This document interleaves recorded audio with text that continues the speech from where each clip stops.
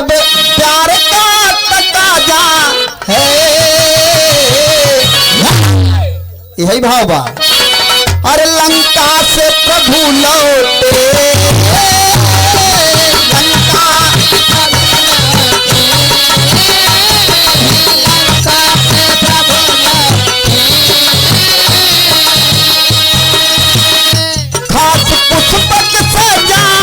हैं, लंका से प्रभु लौटे।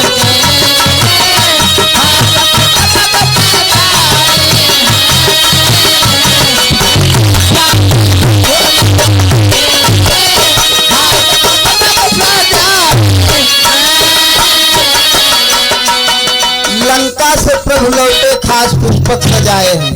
कैसे? जीत कर राम जब किष्किंधापुरी आए हैं, मित्र सुग्रीव को हंसकर गले लगाए हैं। आई के बाबूजी किष्किंधापुरी सुग्रीव के गले से लगा लिए भगवान राम, गले से लगा लिए। गले से लगाने के बाद बाबूजी कहें सुग्रीव अगर तू न होता तो आज लंका पे विजय कभी न प्राप्त हो पाता। जीत कर राम जब किष्किंधापुरी आए हैं, मित्र सुग्रीव को हंसकर गले लगाए हैं। मेरे साथी ने मेरे साथ ये उपकार किया, मेरे ही कारण सब छोड़ घर बार दिया। तभी हनुमान के नैनों से बहे नीर लगे, तभी हनुमान के नैनों से बहे नीर लगे। लगा के छाती से तब पूछने रघुवीर लगे, लगा के छाती से तब पूछने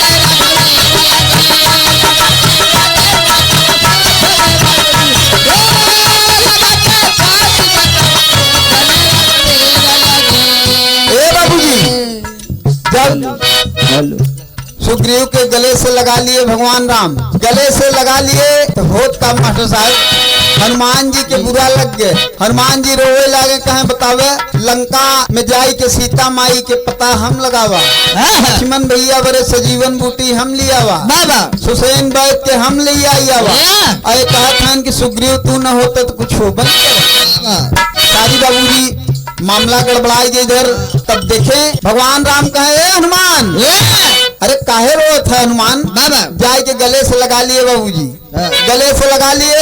कहे हनुमान क्या बात है? हनुमान जी बात छुपाई ले गए कि सुग्रीव के बड़कई करे हैं बड़े रोवत है। एक न बताए बाबूजी, एक न बताए। अब बतावत का है कि प्रभु हमारे माई के याद आई है, माई अंजनी के याद आई गए, ऐसे हमारे आंख से आंसू निकली आए। कहे अच्छा, कहे हनुमान, हनुमान अब ये रथ अयोध्या जाने से पहले माँ अंजनी के दर्शन करेगा। किष्किंधापुरी तो बाबूजी विमान गंधमादन पर्वत के लिए जाता है। तो तेरी भाव लगा मास्टर।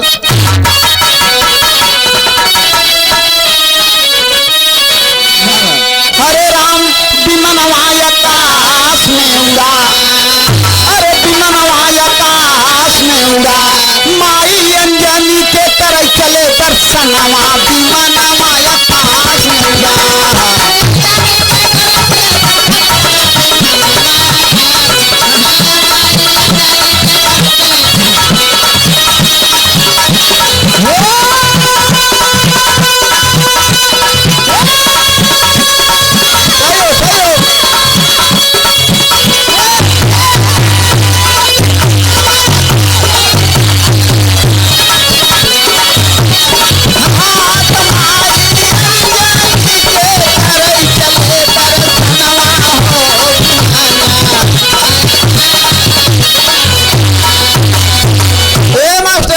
माई अंजनी के करे चले दर्शनवा, विमानवा आकाश में उड़ा। अरे उड़ा विमान गगन के ऊपर, उड़ा विमान गगन के ऊपर, बगल बैठे पवन कुमार।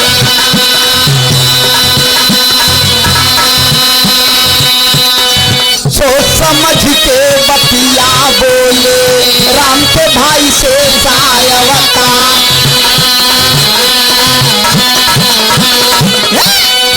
बड़ा प्रेम माता के पायनी, तोहरे साथी पवन कुमार।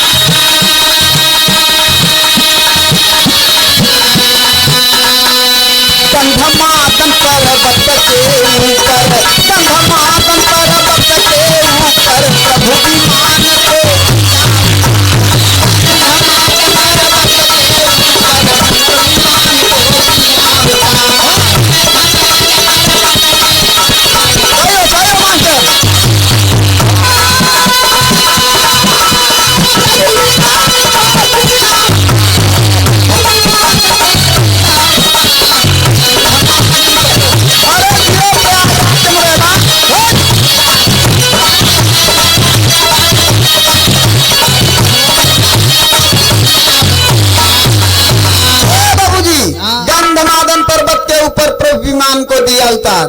जाए कि जब बाबूजी विमान उतरा तो हनुमान जी के मन में बा कि भगवान राम हमार सारी बात कैसे जाने, कैसे जाने कि हम का करा। लागत बा कि भगवान सारी बात भूल गए। जाए कि माई अंजनी के गोड़ पकड़न कहे माई पालाजी गोड़ पकड़न बाबूजी। माई अंजनी गले से लगा लेन कहे हनुमान, अरे हनुमान, अरे बेटवा बड़ा दिन बाद लौटा कहाँ रहे? कहे माई भगवान राम की सेवा में रहे, अयोध्या के भगवान राम के सेवा में माँ इतना दिन गुजार दिया मैंने, इसलिए मैं तुम्हारा दर्शन नहीं कर पाया। ए बाबूजी अब माई के बहाना पाए गए हनुमान जी, भगवान राम से तो कह नहीं सकते। जाए कि माई की गोड़ पकड़े और मीजत की, गोड़ मीजत है बाबूजी। अब कहते हैं माई हम काका कराऊ हाँ सब कुछ सुनावत है मास्टर साहब का। कहीं सब जो जल समुद्र के पार गए हम लंका के दरबार। कैसे हनुमान जी कहते हैं ए माई 100 जोजन के समुद्र रहा, अंगद तो कहे अंगद जावे कहे अंगद कहे जाऊं मैं पारा, लेकिन लौटत की शंका बहाई न पाऊ। हनुमान जी जैसे याद दिलाए शक्ति बाबूजी, हनुमान जी कहे हम जाएंगे। अरे सीता माई के पता लगावे हम जाएंगे। कहे माई 100 जोजन के समुद्र एक छलांग में हम पार करिए। कैसे? कहे 100 जोजन समुद्र के पार गए हम लंका के दरबार। सिया सुधी लैके आवा सुन ले मोर मैना माना।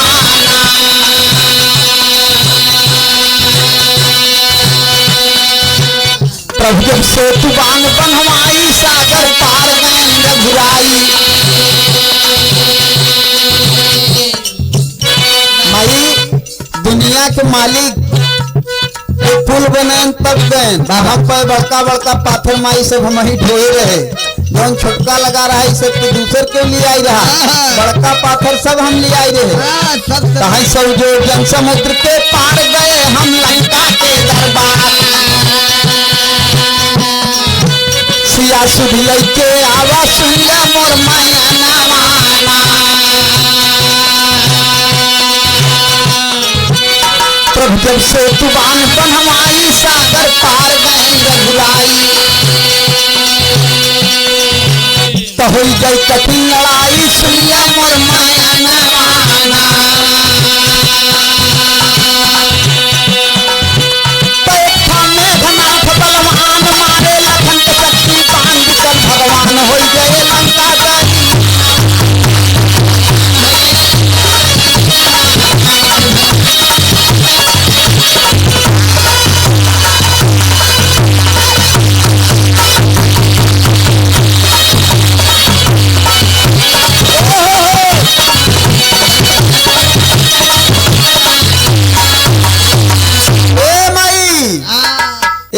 मेघनाथ बलवान मारे लखन के शक्तिवान, बिकल भगवान हो गए लंका दरी मनमाना। कहे माई भगवान के छोटे भाई लक्ष्मण के शक्ति जब ला के दवा पहाड़ लिया माई, क्यों तैयार ना है क्यों वीर नहीं रहा।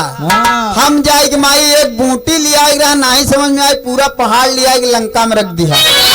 ये तो हार बटवा माई हमारे माई अंजनी समझत है जिसको हनुमान के हमारे घमंड होगी कहा कि हमसे बड़ा वीर क्यों नहीं ने। बाबा मास्टर साहब होता बा कहे है माई लालन की है तो हाथ लिया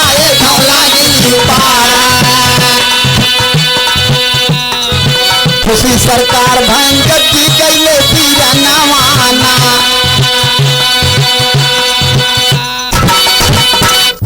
सरकार भैन जब जी गईले जनवाना। मास्टर कहा जब भैया के अपने पाए भगवान खुशी हो गया। अरे हनुमान बड़ा बढ़िया काम की है बाबा बहु जाए के तोहरे सिवा के बूटी न ले आई पाओ। माई लालन की है तो हाथ लिया धौला गिरी खुशी सरकार भैन जब जी गईले पीरा नवाना। एक समय अहि रावण आई राम लखन के लिया चोराई। जाके पताल पूरी करियावा बधनवाना।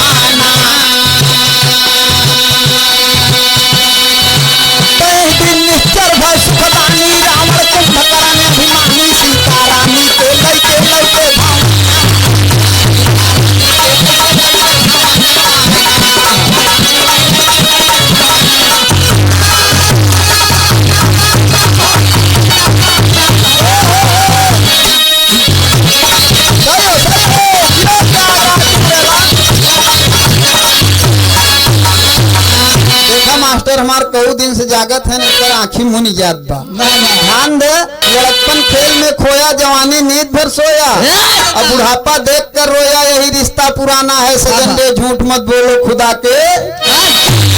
अब मनाई बनई बा तो मेढ़ा से 5 हाथ, व्याकुल से 20 हाथ, 30 हाथ, चोर चुगुल 40 चंडाल से, खड़ी से 50 हाथ, क्रोध गज 1000 हाथ, 80 हाथ दूर रहो नदी के किनार से, सांभर से 60 हाथ, नाहर से 70 हाथ, गैड़ा से 90 हाथ, बचे रहो प्राण से, कहे गुरु बाबा दीन सभा के मझार में, लाख हाथ दूर रहो राण भाड़ गाड़ी वो जुआड़ी दगाबाज से। तब मनाई बनबे इंदर मास्टर, तब मनाई बनबे इंदर मास्टर। अब प्रेम में और सुना कि एक दिन ऐसा कि सज्जन से भेंट हो, और एक दिन ऐसा कि दुष्टन से रईसा हो, और एक दिन ऐसा कि गली में गलैचा बिछे, और एक दिन ऐसा कि सोने में अंदेशा हो, एक दिन ऐसा कि द्रव्य सोन पास रहे, एक दिन ऐसा कि पास न को पैसा हो, कहे गुरु बाबा दिन समय बलवान हो, आज के दिन ऐसा तो कल के दिन कैसा हो। इतना सब बैठा है बाबूजी, प्रेम है काहे कि गणिका सदन कसाई के कवन चरित्र महान रहे, से बड़ी कपथी बड़ी रूपवती सुदामा कहाँ धनवान रहे, गजगिद्ध कौन सा वेद पढ़ा निषाद कहाँ कुलवान रहे, महिमा श्याम की भक्ति है कि भावई में भगवान रहे। जहाँ भाव बा वहीं भगवान है, जहाँ भाव नहीं है तो बाबूजी वहाँ कुछ नहीं है। माई का क्या हम तो से बताई दिया, माई अंजनी जान गए हनुमान, अरे घमंड है बेटवा, कहे कैसे कहे बेटवा एक काम अगर और करे होते तो हरे जैसा वीर है दुनिया में क्यों न रहे। कहे जब पैदा भे कहे कि हम हो गए फल खाप गए सूर्य देव के लीले है, और दूध हमार पिए होते तो से बड़ा वीर क्यों न होते। मास्टर साहब पिए होता बेटवा नीर, अरे पिए होता बेटवा नीर, होता दुनिया में वीर, टूटा हार गया, टूटा हार गया, तोहका पानी लग गई हार गया, तोहका पानी लग गई हार गया।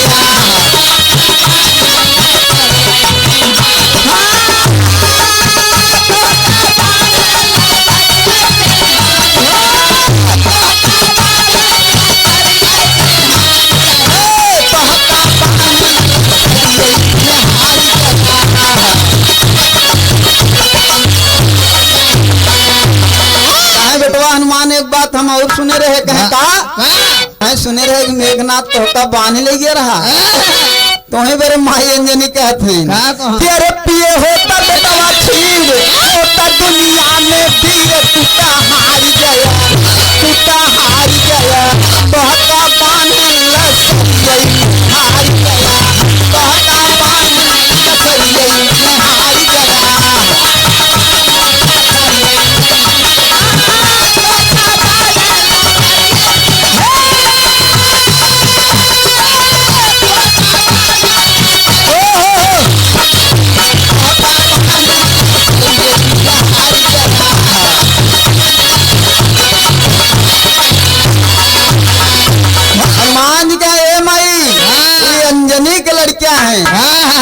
हमका बांधने वाला के बा, ये तो ब्रह्मा के मान रखे खातिर हम बन गए माँ, बाकी तोहरे बेटवा के बांध सकत है।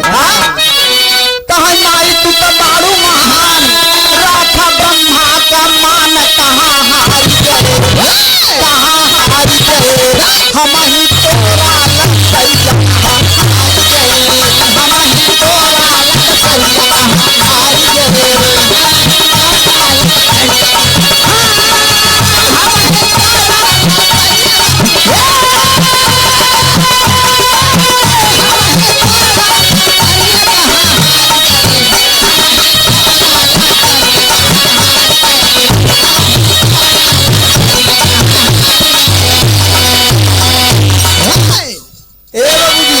कहीं माई हमारी तोरा लसरिया कहाँ हार गए। बाबूजी तब तक लक्ष्मण कहे भैया अंजनी माई के दूधे में कितना ताकत बा, अरे कितना ताकत बा, भगवान पिए होतन से बड़ा वीर दुनिया दुनिया में क्यों न हो। ये बाबूजी भगवान राम कहे भैया शांत रहे, माई अंजनी अगर जान जाए तो मामला गड़बड़ाई जाए। लेकिन बाबूजी माई अंजनी के जब कान में आवाज गई कहे हनुमान दूधे वाली बात क्या करत बा बेटवा, कहे माई ये भैया लक्ष्मण है, भैया लक्ष्मण है। तब तक माई अंजनी के क्रोध आई क्रोध आई गए हो का मास्टर साहब, अरे कोई का बंदा तोड़ दिया है।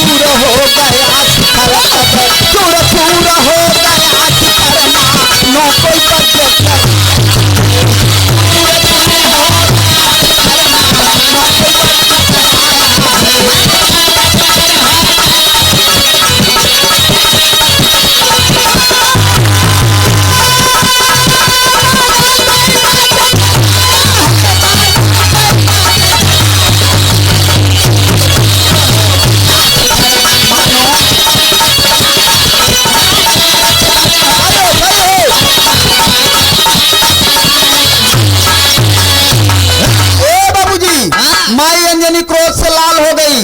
जब बाबूजी दूध जाके पर्वत के शिखर से टकराया तो शिखर चूर चूर हो गया। और हर लक्ष्मण भगवान राम के पीछे छिपई लागन के भैया अब का होए। बाबूजी जाए के भगवान राम माई अंजनी के पैर पकड़ ली है, पैर पकड़ लिए हैं, कहे माई आप महान हैं, तोहार नाम 3 अक्षर के बा, हमार 2 अक्षर के बा, आपके महिमा आपके गरिमा हमसे ज्यादा बा। और लक्ष्मण लुका जाते हैं, थर थर थर थर कांपत हैं मास्टर साहब, सारा मशीन ढील होगी लक्ष्मण के, मामला गड़बड़ाई है। हर भगवान राम कहे लक्ष्मण धीरे धरे हम बात करत थे माई। हे मास्टर साहब, अरे हाथ जोड़ के कहे लगे भगवान बड़की माई हो, अरे हाथ जोड़ के कहे लगे भगवान बड़की माई हो, लक्ष्मण वही बातन बहुत नादान बड़की माई हो।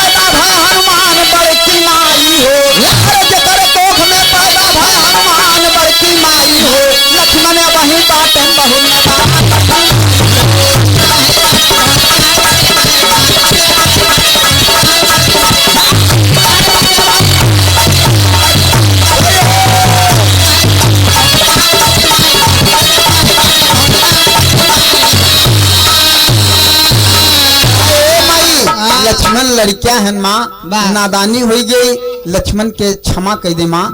जाएगे लक्ष्मण पर पकड़न भगवान राम, माई अंजनी के क्रोध शांत भय, कहे ठीक बा लेकिन दोबारा ऐसी गलती मत करना।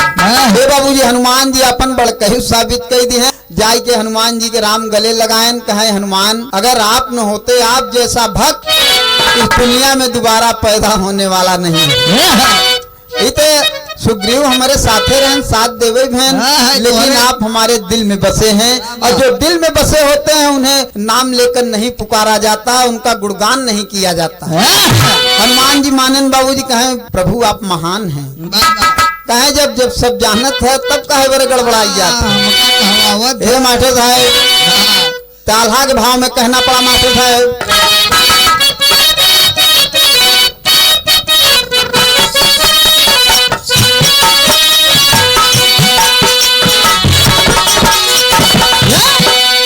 भाव है जो मास्टर साहब कहे माई के मरनवा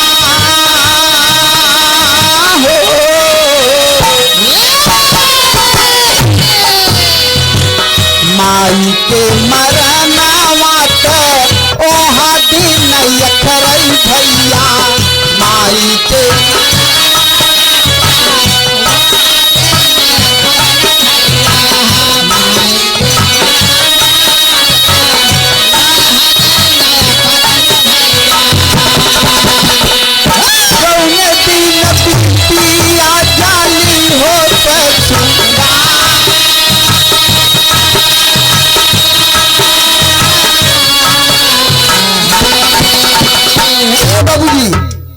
बिटिया से पूछे जौने दिन विदाई हो लगे बाबूजी अगर उसकी माँ इस दुनिया में नहीं तो करे पर का गुजरत है वो सोचती है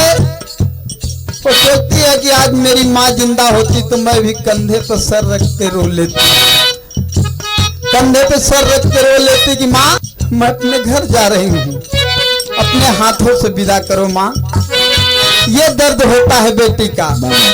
और बाबूजी बाबू के मरनवा ओहा दिन यखरई भैया बाबू के मरनवा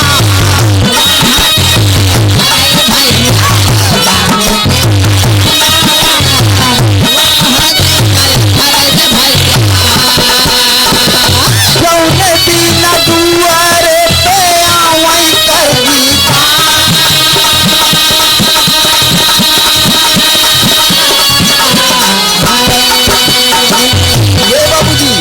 बाबू के मरनवा दिना खरे जौने दिना दुआरे पे आवे कर दीदार बाबा बेटवा नालायक हो गया बाबूजी लेकिन पिता कभी नालायक नहीं हो सकता पिता अपने बच्चे के लिए प्रेम हृदय में बसाए रखता है।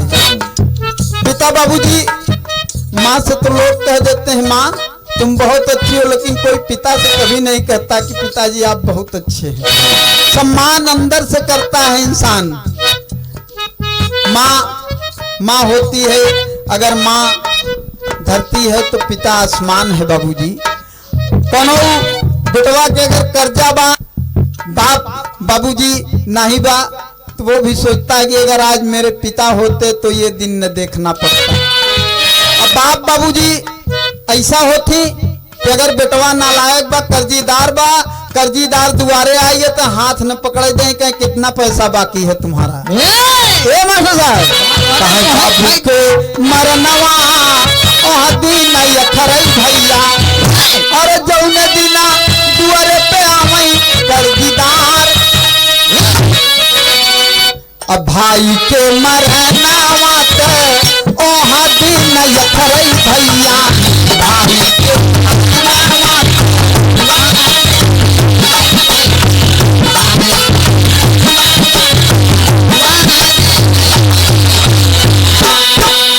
जौने दिन दुश्मन चढ़ियावेला दुआ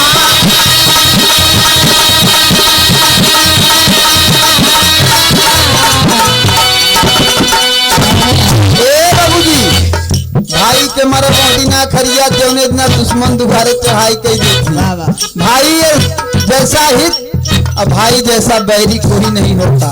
अगर भाई से प्रेम है तो उससे बड़ा मित्र कोई नहीं अगर भाई से दुश्मनी हो जाए तो उससे बड़ा दुश्मन भी कोई नहीं। मास्टर अरे बहिनी के मरनवा ते ओहा दिन यखरई भैया बहिनी के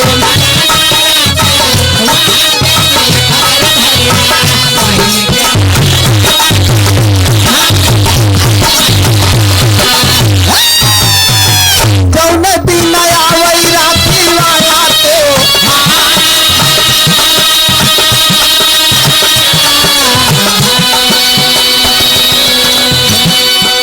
मास्टर ये तो भाव रहा लेकिन इसी भाव में आखिरी बिरहे की लाइन है मास्टर साहब क्या कहते हैं? अरे सीता के सजनवा चली भय चढ़ी के बिमनवा भैया, सीता के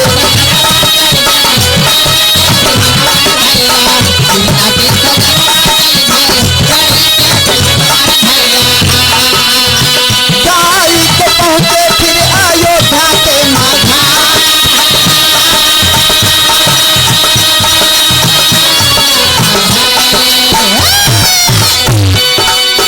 तीनों महतारी रोई पकड़ के चरणवा भैया,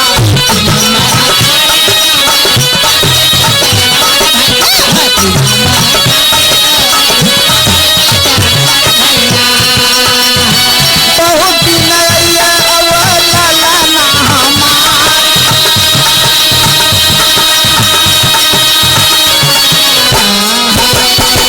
खुशपुरवासी भैले सुन के खबरिया भैया, खुशपुरवासी भैले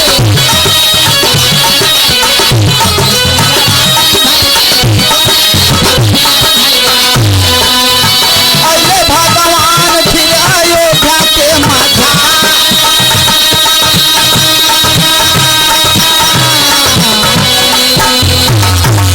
ए बाबूजी भगवान अपने घर आ गए, सब सभी नगर के निवासी खुश हो गए, माता तीनों खुश हो गई कि आज हमार सीता चली आई, हमार बहू आ गई, मेरा बेटा राम मेरा बेटा लक्ष्मण आज फिर अयोध्या में लौट आए। ए मास्टर साहब अरे सुन के बचनिया तब सब हरसाए, सुन के बचनिया तब सब हरसाए,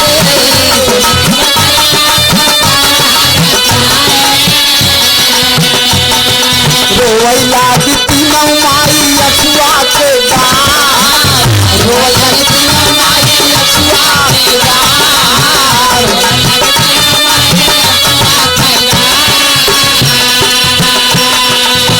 चमक बया गई अवध के नगरिया, चमक बया गई अवध के नगरिया,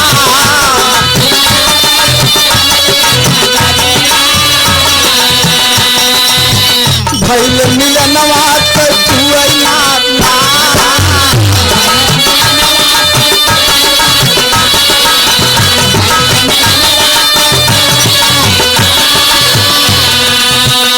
अछुअत भी गऊ है माई के अचरिया, अछुअत भी गऊ है माई के अचरिया,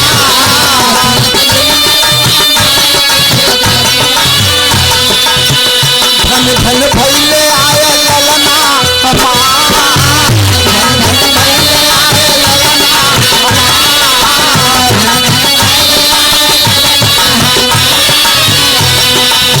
अरे धन धन भैले आए ललना हमार। मास्टर साहब भगवान राम अयोध्या में आ गए, सभी खुशी हो गए बाबूजी।